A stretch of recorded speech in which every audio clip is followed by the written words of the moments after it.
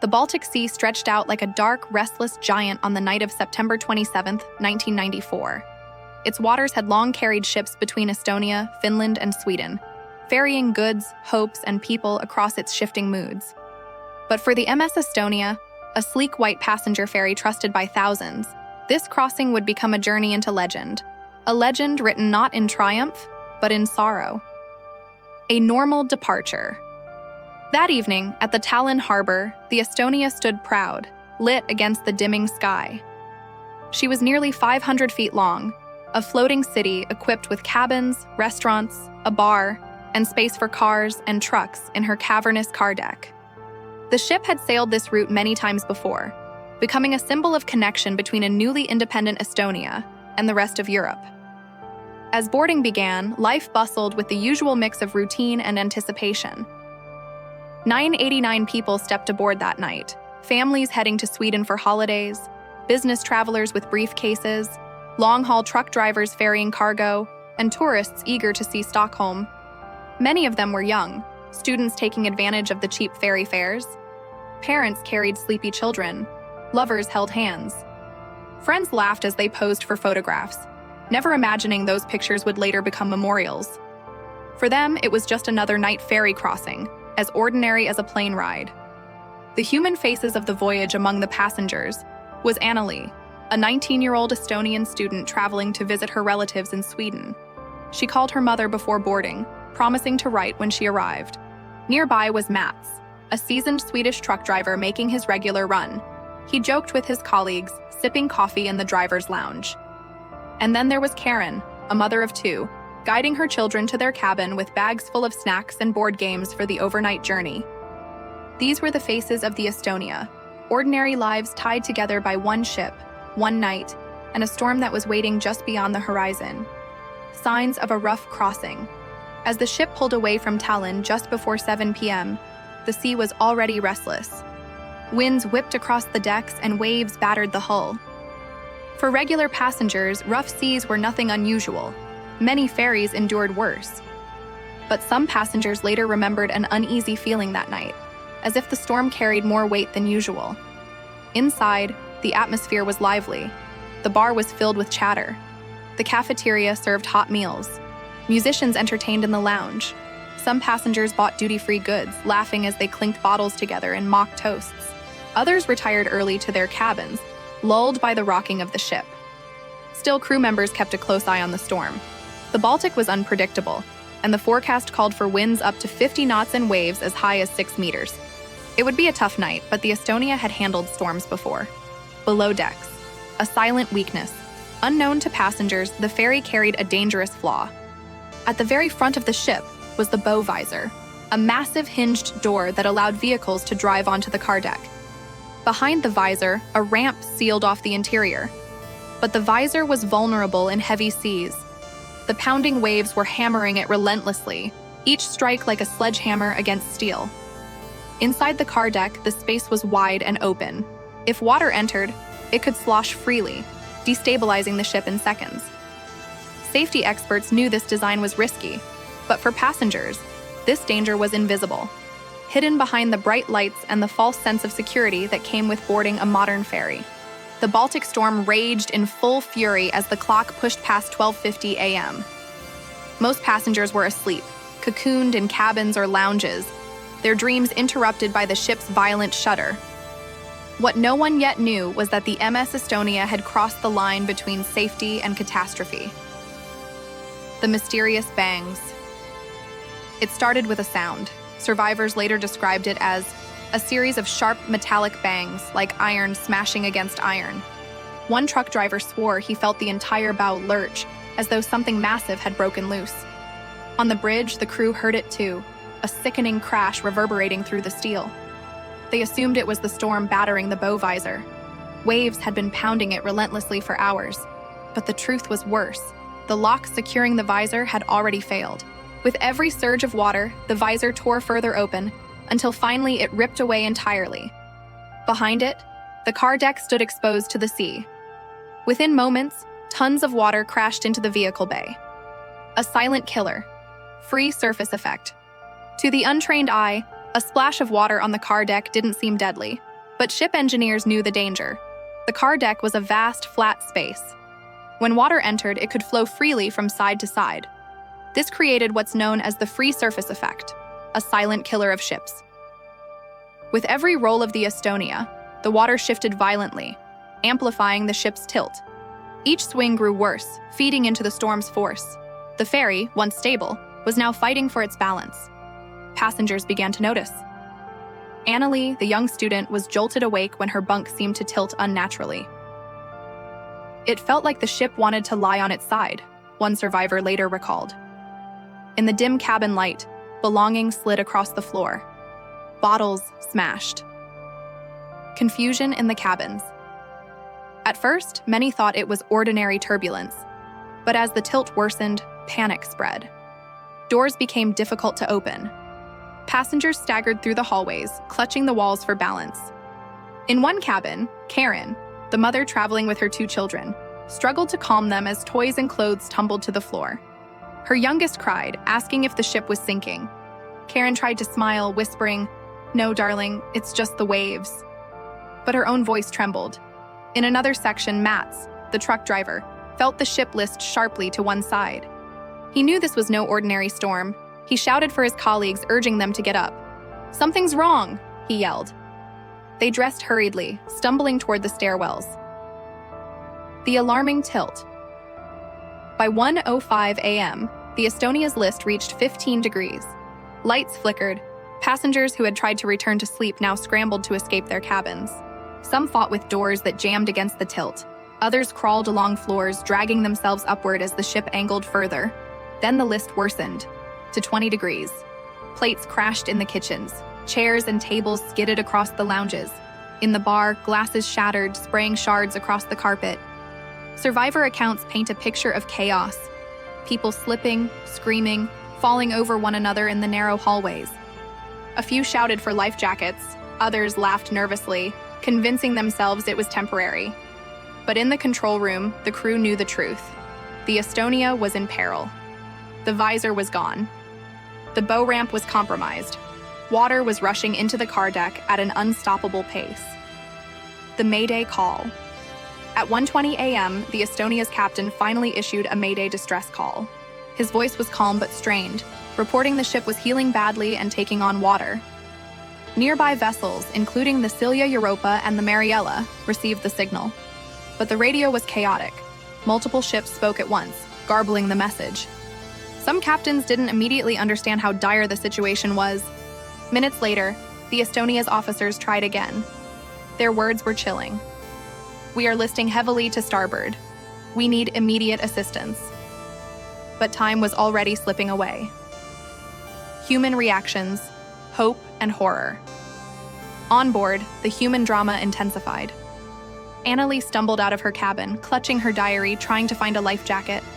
She passed people sobbing in the hall, some praying, others screaming at the crew for answers. Karen struggled to keep her children calm as she fought her way up the stairwell. The ship tilted so steeply now that people crawled on hands and knees. Some slipped backward, sliding down corridors as if pulled by invisible hands. Mats and his fellow drivers reached the upper deck. The wind howled like a living beast. Rain lashed their faces. They looked around in horror. There were no clear instructions, no organized evacuation. Crew members shouted conflicting orders. The realization dawned: this wasn't just an emergency. This was a sinking. The point of no return. By 1:30 a.m., just 40 minutes after the first metallic bangs, the Estonia was dying. The list had reached 30 degrees. Many lifeboats, designed to swing outward, were useless at this angle. Passengers tried to lower them manually, but the machinery jammed. Some boats crashed into the hull, spilling people into the freezing sea. Inside the ship, terror became unbearable. Darkness spread as power failed. People screamed in multiple languages: Estonian, Swedish, Finnish, English, all blending into one desperate chorus. Some clung to stair rails, refusing to move. Others smashed windows, hoping to escape through shattered glass. Many were trapped in cabins, unable to push doors open against the tilt. For hundreds, the Estonia had already become a prison. A ship lost to the storm. The officers on the bridge could do little. Their Mayday calls went unanswered for precious minutes. The storm drowned out voices. Ships that received the call struggled to understand its urgency. By the time help would arrive, it would already be too late. The Estonia was sinking faster than anyone could believe possible. Survivors later described the moment of realization. The ferry wasn't just leaning. It was rolling onto its side, being swallowed by the sea. Those still inside felt gravity shift beneath their feet. Furniture rained down. The world turned sideways. For those who had not yet escaped their cabins, hope was gone. At 1:35 a.m., the Estonia was fatally wounded. She would vanish beneath the Baltic before the hour was over, taking with her more than 850 souls. But in these final minutes, amidst the chaos, stories of courage and impossible survival were born. Moments that would echo for decades as survivors struggled to explain what it felt like to live through Europe as deadliest peacetime maritime disaster. The MS Estonia was now caught in the jaws of death. It was 1:35 a.m. when the ship's fate became irreversible. With the bow visor torn away and seawater flooding the car deck, the once proud ferry was transforming into a steel coffin. For those aboard, every second mattered, and every choice meant the difference between life and death. A ship on its side. The tilt, or list, grew sharper by the minute. Survivors described it as a nightmare in slow motion, the floor itself sliding away beneath their feet, doors becoming walls, ceilings turning into impossible obstacles. By 1:40 a.m., the list exceeded 40 degrees. Passengers tried to move uphill, crawling along staircases and hallways. Furniture tumbled. Bunks ripped from walls.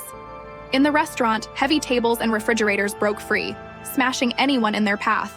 People screamed as they were crushed by their own surroundings. In one cabin, Karen held her children tight.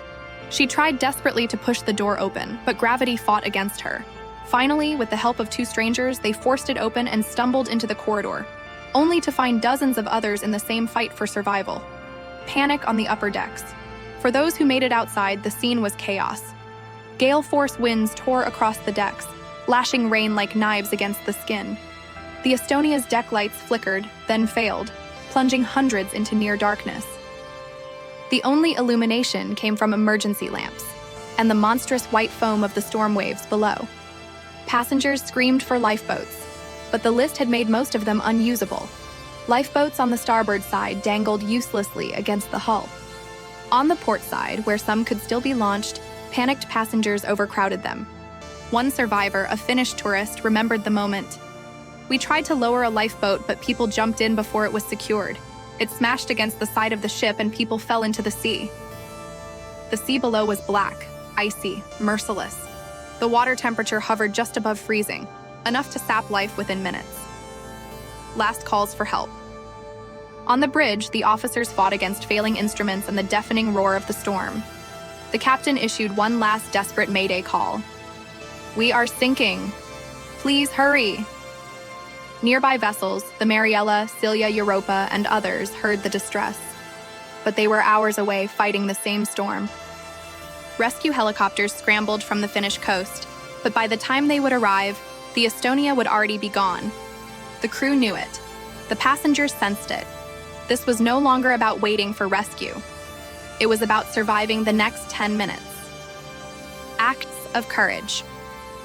Amidst the terror, courage still flickered.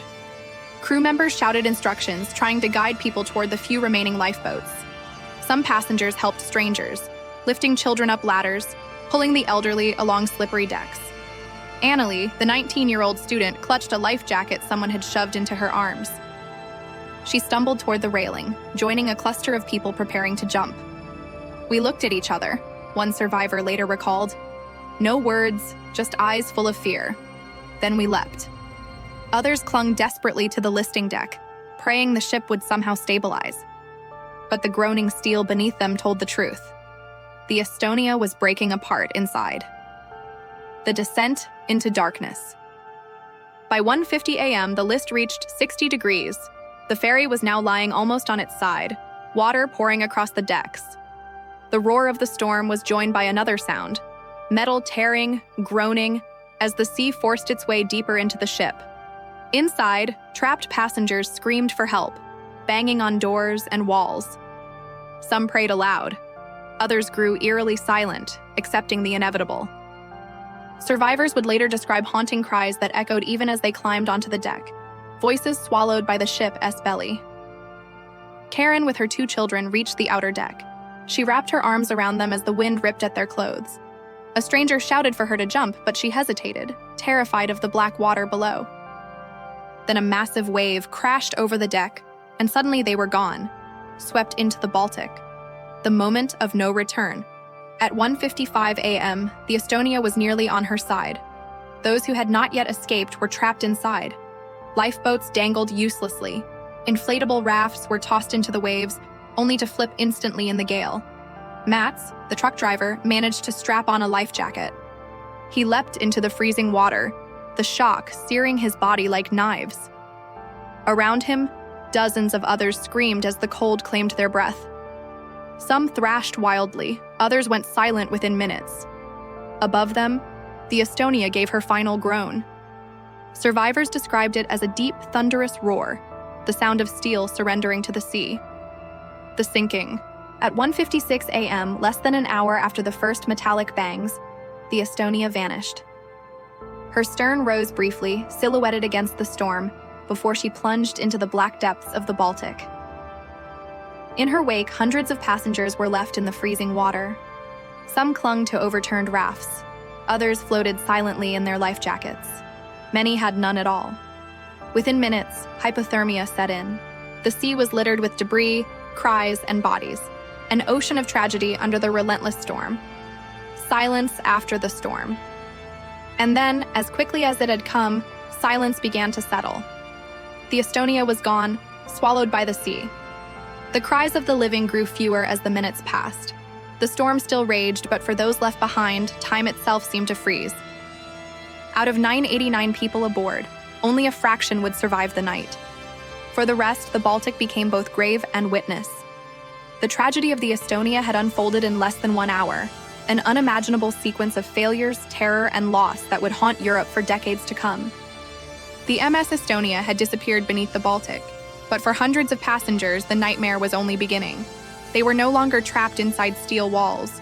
They were now at the mercy of the storm itself, flung into a sea as cold as death. The shock of the water survivors would later recall the instant agony of the plunge.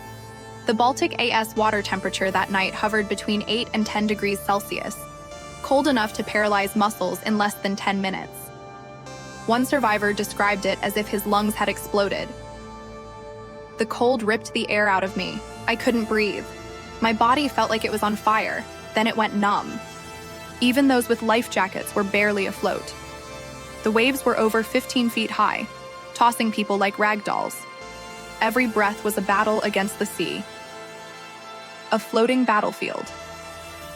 The surface of the Baltic resembled a battlefield. Hundreds of passengers thrashed in the black water, their cries swallowed by the storm. Some clung to debris, broken furniture, shattered lifeboats. Others fought to climb onto overturned rafts only to be washed off again. A young couple, Yuka and Marya, had leapt together from the deck. Their life jackets kept them close, but the waves tore them apart. Yuka screamed her name until his voice vanished in the wind. He never saw her again. Another man found himself beside strangers in the water. For a few brief moments, they linked arms, trying to stay together. Then a wave swallowed them, leaving him alone in the dark.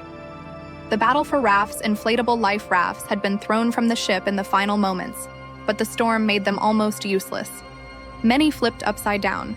Survivors had to claw their way on top, only to be capsized again. One group managed to climb onto an overturned raft, huddling together on the slick rubber surface.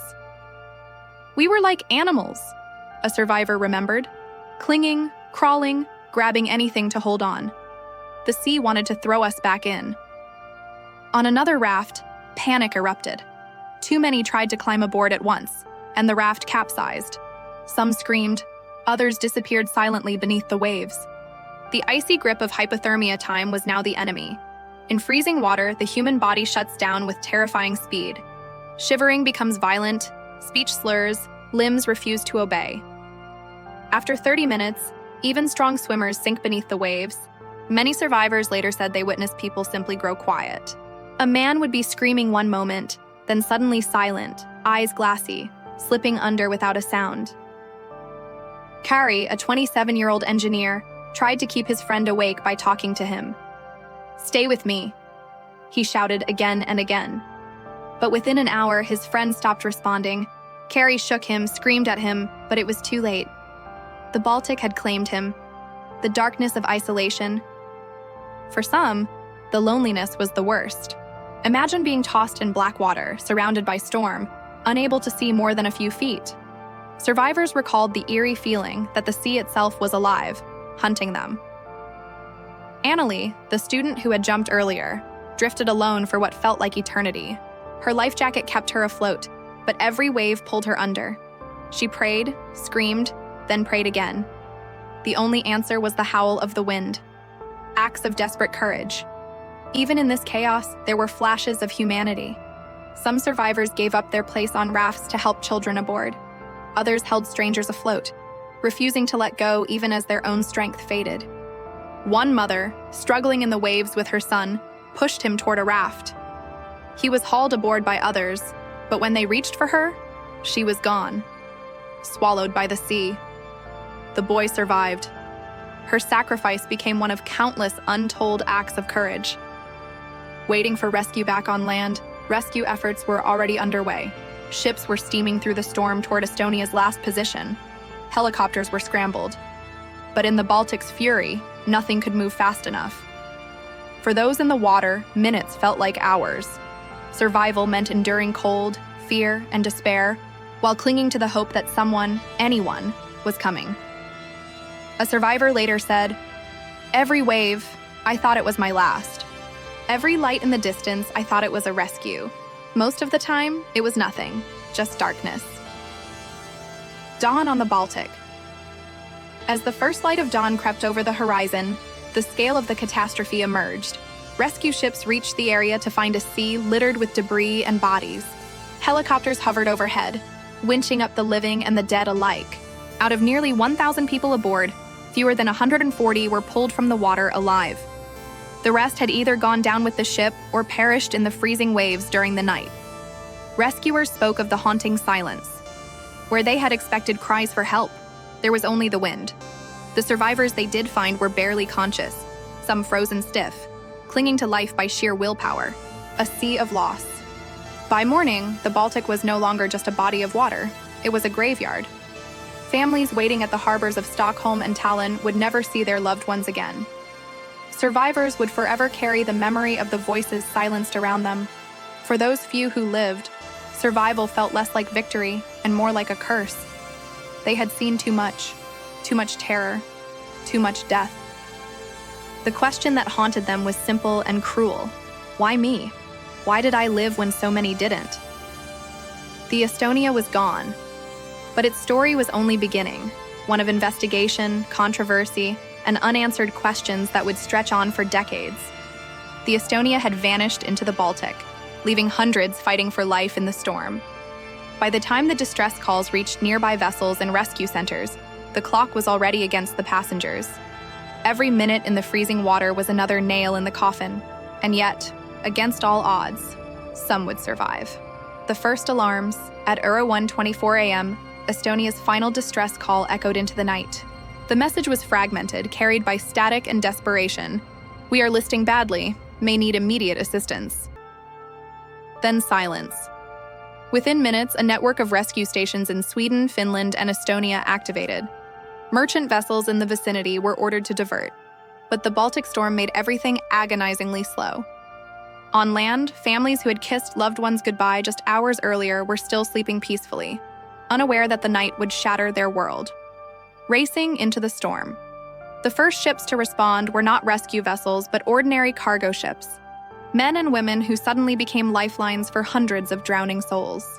One such ship, the Mariella, was among the first to reach Estonia's last known position. The captain later recalled the horror. All we saw were empty life rafts, floating bodies, and the Black Sea. Others soon followed, the Silja Europa, the Isabella, the Baltic Banker. These were not designed for search and rescue, yet their crews worked frantically to scan the waves for survivors.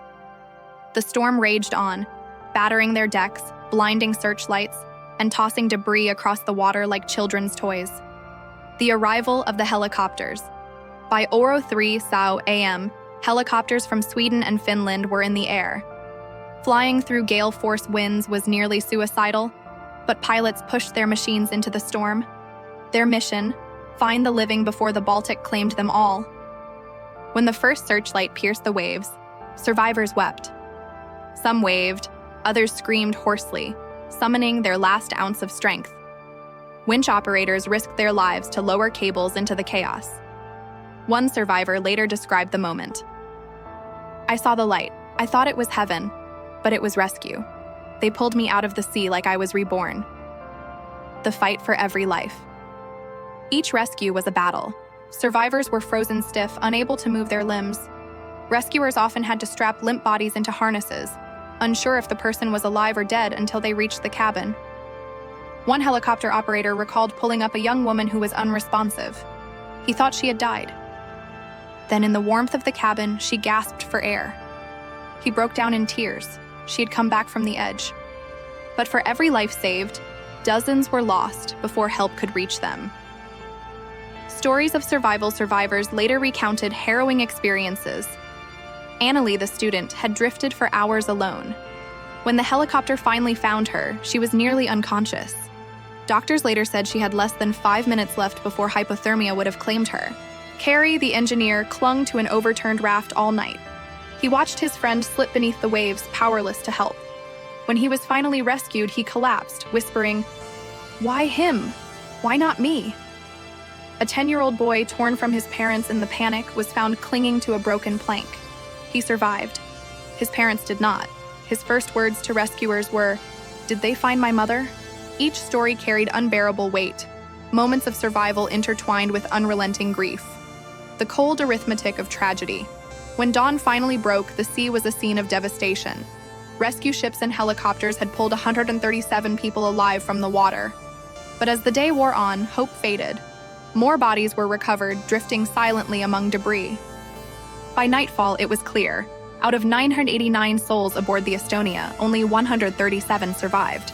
That meant 852 lives lost in a single night. It was one of the worst peacetime maritime disasters in European history. The weight of survival. For those who lived, the ordeal did not end with rescue. Many survivors were hospitalized with severe hypothermia. Some would bear frostbite scars for the rest of their lives. But the deepest wounds were invisible. Psychologists later noted the profound survivors' guilt that haunted them. They had watched husbands, wives, children, and strangers die around them. Why had they lived? Annalie later confessed in an interview, "I am alive, but a part of me is still in that water. Every night I hear the screams." Carrie said he couldn't close his eyes without seeing his friend S' face slipping under the waves. He avoided mirrors for months, ashamed that he had survived when so many had not. Families in agony. While survivors struggled with guilt, families on land faced an even crueler fate: waiting. At airports and harbors across Stockholm, Helsinki, and Tallinn, relatives crowded into waiting rooms. They clutched photographs, begged officials for news, prayed for miracles. Some received the phone call they dreaded most, that their loved ones were among the dead. Others never received confirmation at all, as many bodies were never recovered. One mother who lost her daughter said, "The sea didn't just take her, it took the chance to say goodbye." A nation in mourning. The tragedy shocked Europe. Flags were lowered to half-mast across Sweden, Finland, and Estonia.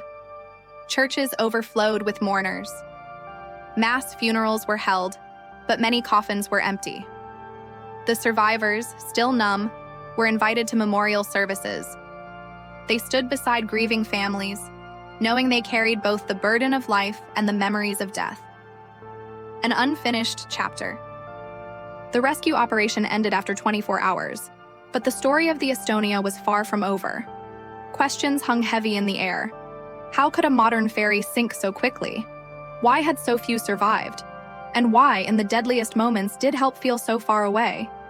The answers would take years, and even then, controversies would cast shadows over the official story. For now, the focus was grief. The Baltic had claimed its victims. Survivors had been pulled from the edge. But the world was left to ask, how could such a tragedy happen in 1994? The sinking of the Estonia was not just a tragedy, it became a mystery. A modern passenger ferry, traveling a familiar route, should not have disappeared in less than an hour. The public demanded answers. Families needed closure. Survivors wanted justice. But what followed was a storm of questions, contradictions, and controversies that haunt the memory of the Estonia to this day. The official investigation begins. In the days after the disaster, rescue operations gave way to inquiry. The governments of Sweden, Finland, and Estonia launched a joint commission, the JAIC, Joint Accident Investigation Commission. Their task was monumental. Find out why nearly 1,000 people had perished on a routine crossing. Investigators combed through survivor testimonies, ship logs, distress calls, and radar data. The wreck itself, resting 80 meters below the Baltic surface, became the key to unlocking the truth. Almost immediately, one theory rose to the surface: the bow visor. The bow visor theory. The Estonia, like many ferries of its kind, loaded vehicles through a large hinged bow visor at the front. This visor, if compromised, could expose the car deck to the sea. Investigators concluded that in the raging storm, the visor's locks failed. Giant waves battered it until it ripped free. Once the visor was gone, seawater rushed into the car deck, a fatal design flaw. The JAIC claimed this sequence explained everything: the sudden list, the rapid flooding, the ship's shocking speed of sinking. In 1997, the final report declared, the Estonia sank because the bow visor locks failed in heavy seas. But almost as soon as the report was released, doubts began to surface. Survivors' testimonies raised questions. Many survivors reported hearing explosions before the ship tilted. Others swore they saw water flooding from areas far from the bow. Some said doors meant to be watertight were left open. These discrepancies fueled skepticism. Was the official story too convenient? Was something being hidden? Annalie, one of the survivors, later said, "I heard a boom, not just waves. A boom, like something had broken apart. I still don't believe it was only the visor." The military cargo allegations. Then came the bombshell. Swedish media revealed that the Estonia had allegedly been carrying military equipment on several voyages before the disaster. Officially, the ship was a passenger ferry, but customs officers claimed they had been ordered to look the other way as secret cargo rolled aboard. Could the Estonia have been smuggling military technology from post-Soviet Russia to the West? And if so, could this have made her a target? The idea that the ferry sank not from accident but sabotage began to circulate. Some whispered about explosives. Others suggested a collision with a submarine. The JAIC dismissed these theories, but suspicion lingered. The grave at sea. In 1995, Sweden, Finland, and Estonia declared the Estonia wreck site a maritime grave. Diving was prohibited, out of respect for the victims. The decision outraged many families. They wanted answers, not sealed steel tombs. Why stop further investigation if there was nothing to hide? Why not raise the wreck as had been done with other disasters? One grieving father said bitterly, "They don't want us to see. That's why they're calling it a grave." The 2000s. New evidence emerges. For years, the controversy simmered. Then, in the early 2000s, independent divers secretly filmed the wreck. What they captured shocked the world: a large hole in the ship's hull on the starboard side. If water had entered not just from the bow but also through a gash in the side, the JAIC's explanation was incomplete. Some argued this pointed to a collision, perhaps with a submarine lurking in the Baltic. Sweden initially dismissed the footage, but pressure grew. The 2020 documentary revelation. Decades later, in 2020, a Swedish documentary crew once again filmed the wreck. Using advanced technology, they confirmed a 4-meter hole in the Estonia's hull. The discovery reignited global debate. Families demanded a new investigation. How could such critical damage have been overlooked or hidden in the original report? The Swedish government reluctantly agreed to reopen parts of the inquiry, but skepticism remained. Would this be another whitewashed report, or would the truth finally surface? Conspiracy or tragedy? To this day, two camps exist. The official story believers. They argue the bow visor theory is correct. A tragic design flaw, bad weather, and human error sealed the Estonia's fate. The conspiracy believers. They argue there's more. Military cargo, unexplained holes, and inconsistent survivor testimonies point to a cover-up. The truth may lie somewhere in between, or remain forever buried beneath the Baltic waves. The families fight for answers. For the families of the 852 victims, the controversies deepened their pain. Instead of closure, they faced decades of doubt. In Sweden, groups of relatives banded together, demanding transparency. They organized vigils, petitions, and legal challenges. But governments stood firm. One mother, who lost her son, said through tears, "They can bury the ship, but they cannot bury the truth." The shadow of silence. The Estonia's story became a wound not just for families, but for nations.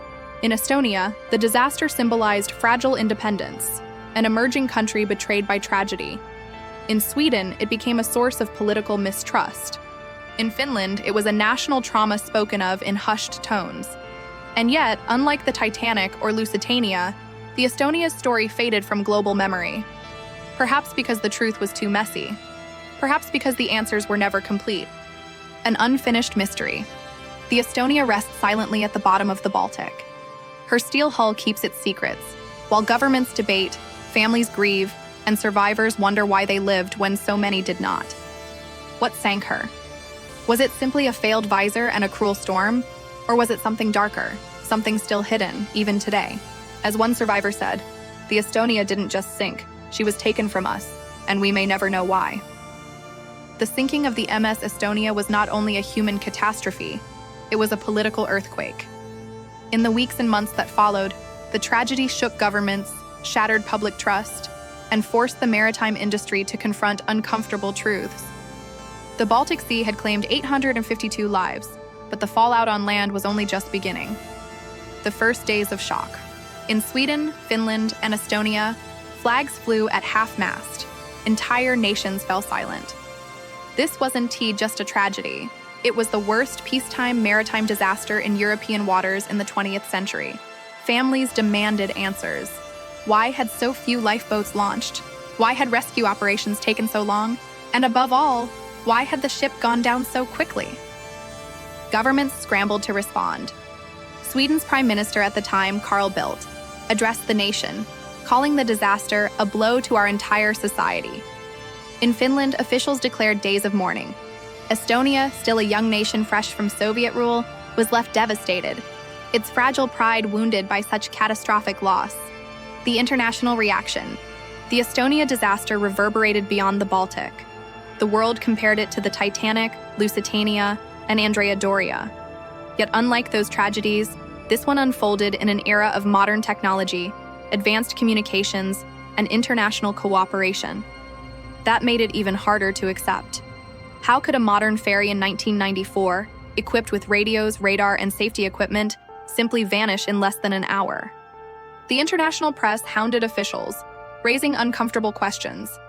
Maritime safety under fire. Almost immediately, the disaster exposed glaring weaknesses in maritime safety. The Estonia carried over 900 passengers, but lifeboats for far fewer. Many of the rafts that were launched capsized or drifted away. Life jackets were flimsy, and passengers had no time to properly use them. The International Maritime Organization, IMO, came under fire. Experts argued that the sinking proved the inadequacy of global ferry safety regulations. One maritime analyst declared, "If a ship like Estonia can sink in 50 minutes, the world's ferry fleet is a ticking time bomb." Political fallout in Sweden bore the heaviest political burden. Most of the victims were Swedish citizens. Families accused the government of dragging its feet, both in the rescue operation and in the investigation. When Sweden later joined Estonia and Finland in declaring the wreck site a sanctuary grave, public outrage boiled over. Many saw it not as respect for the dead, but as an attempt to shield the truth. Newspapers ran headlines demanding transparency. Why were dives banned? Why wasn't the ship raised? Why weren't bodies recovered, as had been done after other maritime tragedies? The government was forced onto the defensive, insisting that the sanctity of the victims justified the ban. But for many Swedes, the explanation rang hollow. Estonia, a wound on a young nation. For Estonia, the tragedy was deeply personal. The nation had regained independence just 3 years earlier, in 1991. After decades of Soviet occupation, the Estonia ferry was a symbol of new freedom, a link to the West. Her loss felt like a cruel betrayal of that fragile dream. Nearly 300 Estonian citizens perished, a staggering toll for such a small country. Memorials in Tallinn became places of collective grief, where survivors and families gathered to mourn not only loved ones, but also a piece of their national identity. One Estonian widow said, "They told us Estonia was our bridge to the world. That bridge is gone, and my husband with it." Finland's role. Finland, too, was scarred. Although fewer Finns were aboard, Finnish rescue crews bore witness to the horror firsthand. Finnish helicopters were among the first at the scene, and Finnish investigators played a central role in the JAIC report. Yet in Finland, just like in Sweden, suspicion grew. Many believed the investigation had been steered to protect political interests. Legal battles and compensation. As grief turned to anger, families launched lawsuits. Shipping companies, insurance firms, and governments faced claims running into millions. But compensation was slow, inconsistent, and for many, insultingly small. Some families received financial settlements. Others were denied. For many relatives, money could never replace what was truly lost: closure, truth, and accountability. Strains on Nordic unity. Perhaps the greatest political consequence was the strain on Nordic cooperation. Sweden, Finland, and Estonia had prided themselves on solidarity, but the Estonia disaster fractured that unity.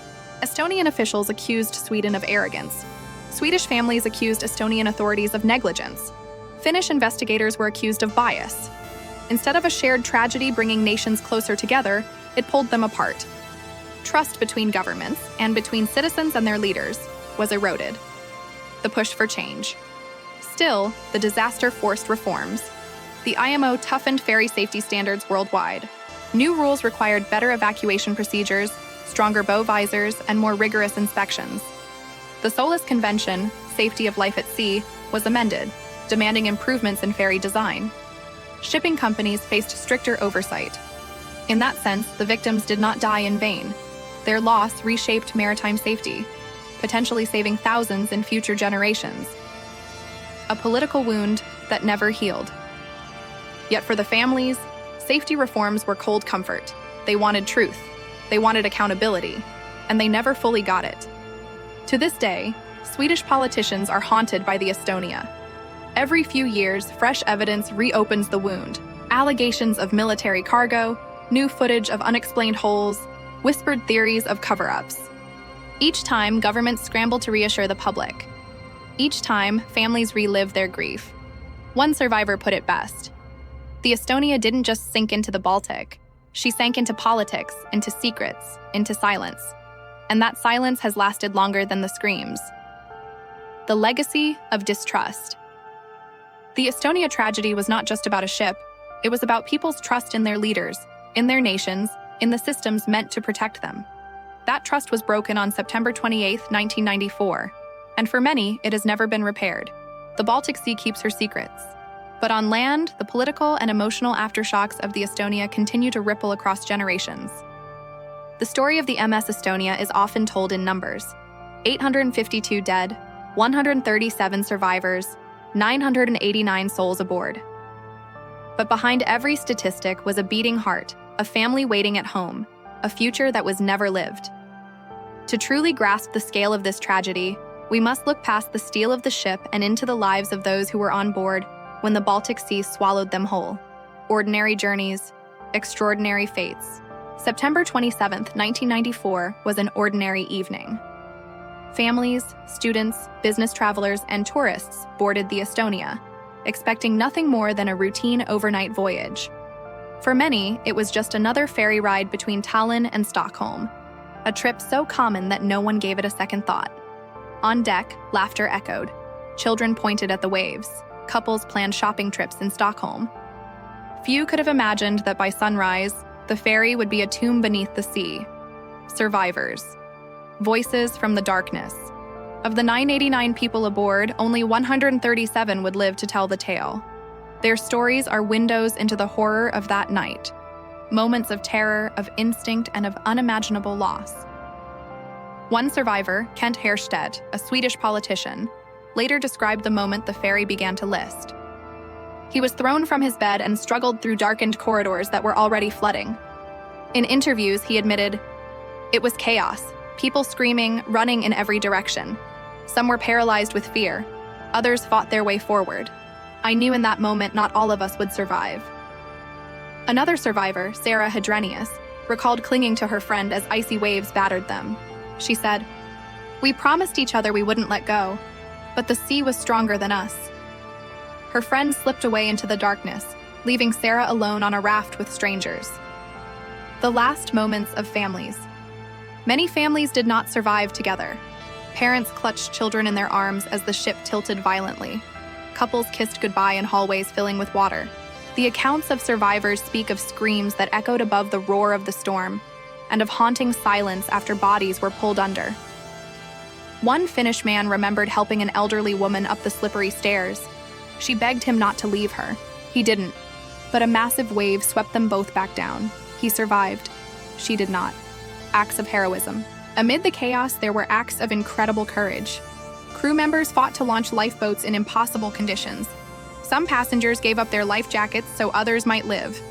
A young Estonian man reportedly held a door open against the pressure of water so that dozens could escape through a corridor. He was last seen still bracing the door as the water surged in. His name never made the headlines, but survivors remember him as a silent hero. The cruel lottery of survival. What separated the living from the dead? Often it was pure chance. Those who escaped early, who found their way onto deck before the tilt became too steep, had a fighting chance. Those trapped inside had almost none. The sea itself became the final judge. Survivors described clinging to debris for hours, their bodies numb, their minds fading. Rescue helicopters arrived, but not in time for many. Dozens who escaped the ship alive perished in the freezing waters, their cries fading into the night. One Swedish survivor later said, "I wasn't stronger than anyone else. I wasn't braver. I was just lucky. That is the hardest thing to live with. That luck decided who lived and who didn't." The silent victims. Among the dead were school children returning from trips, elderly couples on holiday, musicians traveling for performances, and workers heading home to their families. One particularly tragic story was that of a young Estonian choir group. They had boarded the Estonia with dreams of singing in Sweden. None of them survived. Their empty seats at rehearsals back home became unbearable symbols of the tragedy. Families left behind. For those on land, the waiting was torture. In Stockholm and Tallinn, relatives gathered at ports, staring at lists of survivors. Hours turned to days, and hope turned to despair. One Swedish mother recalled standing by the phone, praying for a call that never came. "Every time it rang, my heart stopped. And then, when it wasn't his voice, it broke again." In Estonia, funerals stretched on for weeks. Entire neighborhoods mourned. One street in Tallinn lost 9 residents in a single night. Survivors' burden. For survivors, survival was not freedom. It was a burden. Many struggled with survivor's guilt, haunted by the faces of those they couldn't save. Nightmares of screams and rushing water followed them for years.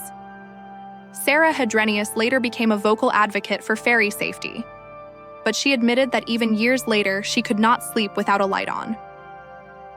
The darkness reminded her of the ship's flooded corridors, remembering the lost.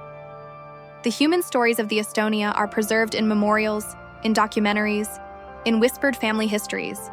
Each victim had a name, a life, a future stolen. At the memorial in Stockholm, the names of the dead are engraved in stone. Visitors place flowers, light candles, and trace the letters of names with trembling fingers. For many families, those names are all they have. No bodies, no graves, just the cold permanence of absence. Why their stories matter. The Estonia disaster is more than a maritime accident. It is a collection of human stories, of bravery and tragedy, of lives cut short and lives forever scarred. Numbers alone cannot capture the depth of the loss. Behind every headline was a father who never came home, a child who never grew up, a friend who never called again. Their stories remind us that tragedies are never abstract. They are lived, breathed, and suffered by real people. One survivor put it simply, "The sea took the Estonia, but what haunts me most is the faces of those who didn't make it, They will never leave me. The MS Estonia lies silent at the bottom of the Baltic Sea. But her human stories, the survivors who carry the scars, the victims who never came home, live on. And as long as they are remembered, the tragedy is more than a shipwreck.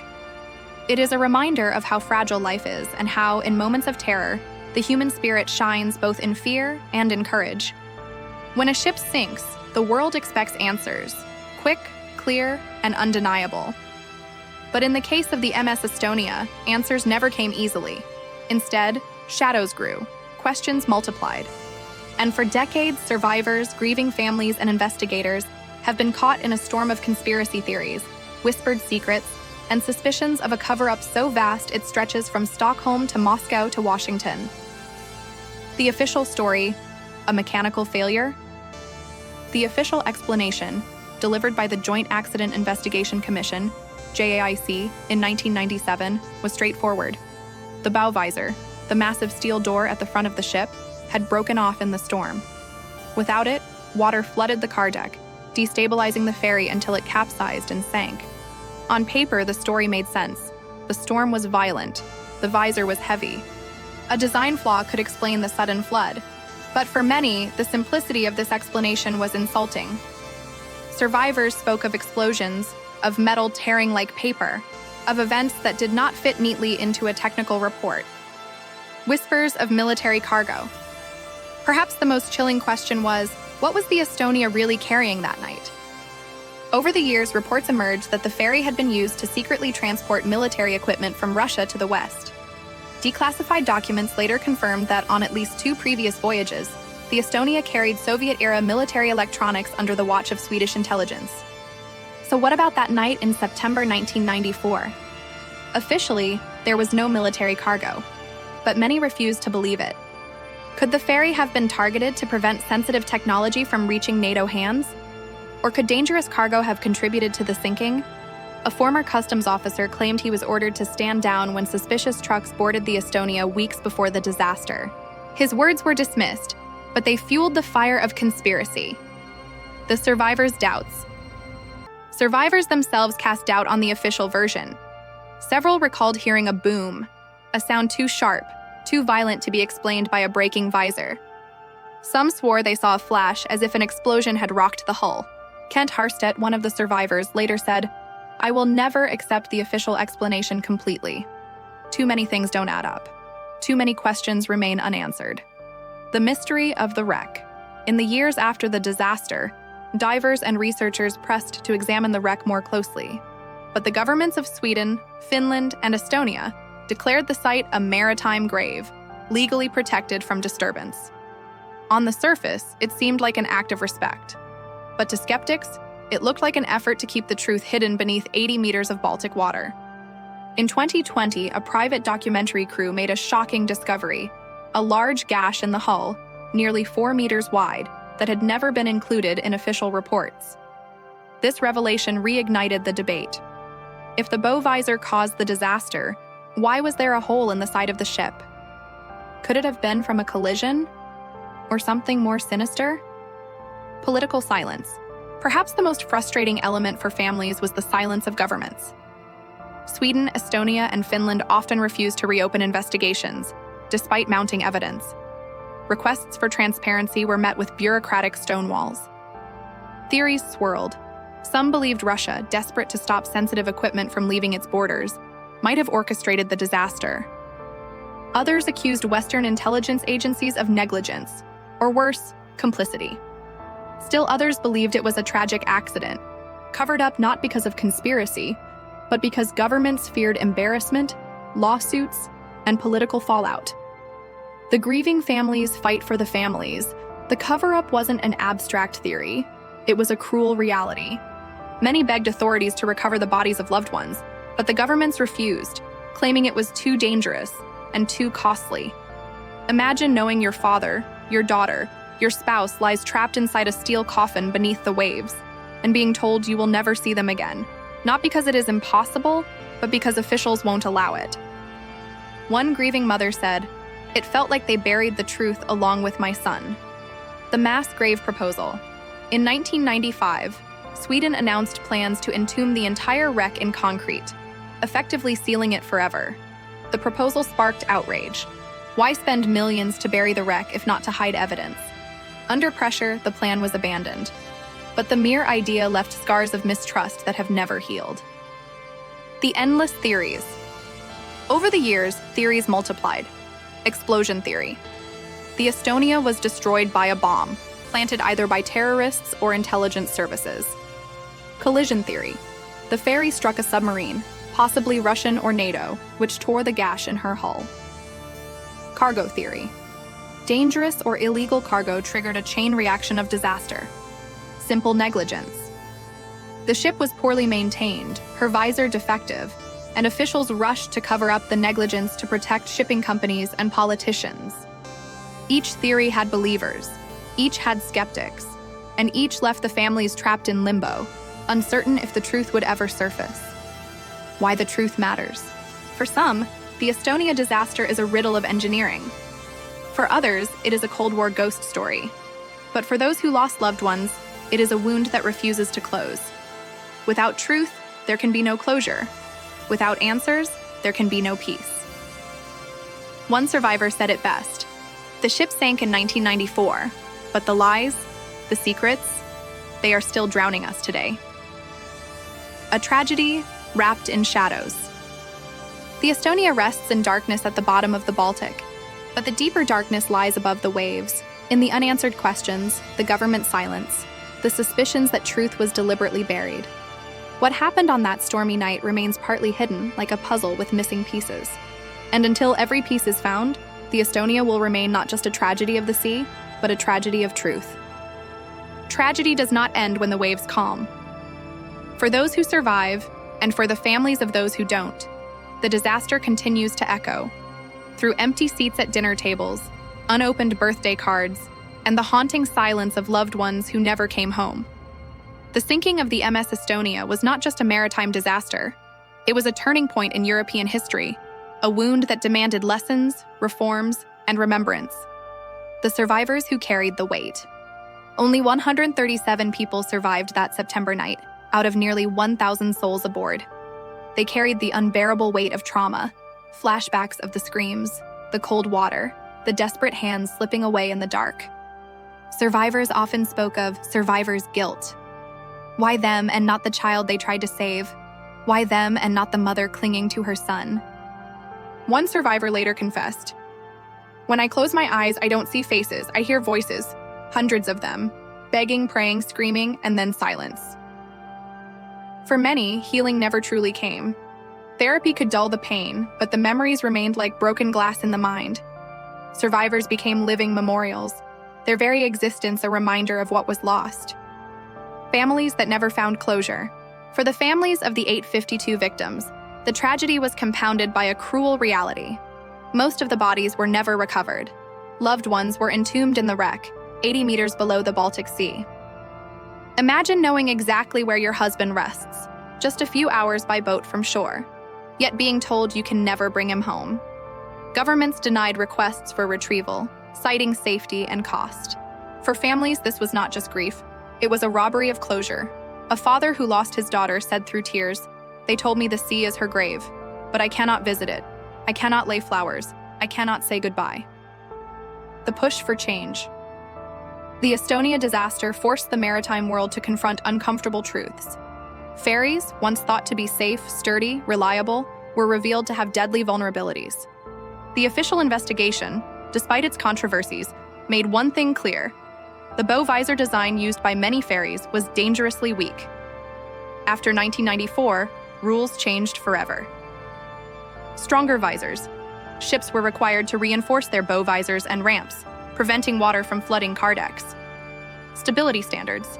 Ferries had to meet stricter stability regulations, ensuring they could withstand sudden flooding. Safety drills. Passenger safety drills, often ignored or rushed before Estonia, became mandatory and carefully monitored. Rescue equipment. Lifeboats and life rafts were redesigned with faster deployment mechanisms. In this way, the 852 loss did not die in vain. Their tragedy reshaped maritime safety worldwide. Thousands, Perhaps millions of lives were saved in the decades that followed because the Estonia revealed the flaws that had long been ignored. A symbol of political tension. Yet, beyond safety reforms, the Estonia also became a symbol of political silence and mistrust. The suspected cover-ups, the refusal to recover bodies, the refusal to reopen investigations despite new evidence, all of this turned the shipwreck into a cold case of Europe's conscience. Even today, the Estonia is discussed in hushed tones, its legacy not only of safety reforms, but of secrecy, unanswered questions, and suspicion. Memorials of stone and steel. Across Estonia, Finland, and Sweden, memorials were built to honor the lost. Simple stones etched with names, sculptures facing the sea, walls of remembrance where flowers are still laid every September 28th. In Tallinn, Estonia's capital, a monument stands tall, inscribed with the names of the victims. Families gather there each year, candles flickering in the autumn wind. Silence falls, broken only by prayers whispered in Estonian, Finnish, Swedish, and dozens of other languages spoken by those aboard. In Stockholm, another monument rises, surrounded by grieving families who cross the water each year to remember. These memorials are not just stone and steel, they are anchors of memory, ensuring that those who perished in the Baltic Sea are never forgotten. The media's overshadowing silence.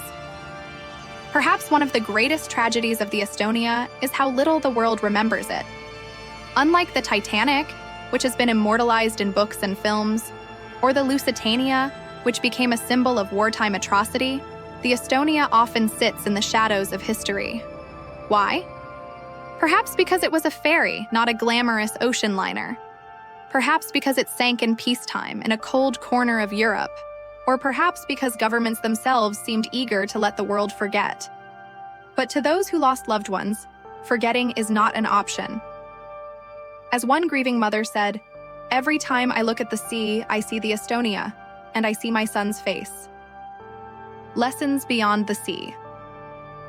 The Estonia disaster is more than a maritime story. It is a human story, a story of how fragile life is, how quickly security can shatter, and how institutions can fail those they are meant to protect.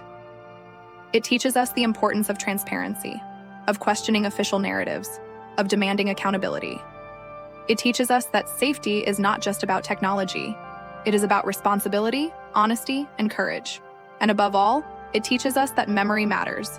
The dead do not ask for much, only that we remember them, that their stories are not drowned in silence. A night that still echoes. As the years pass, the Baltic Sea covers the wreck with silt and silence.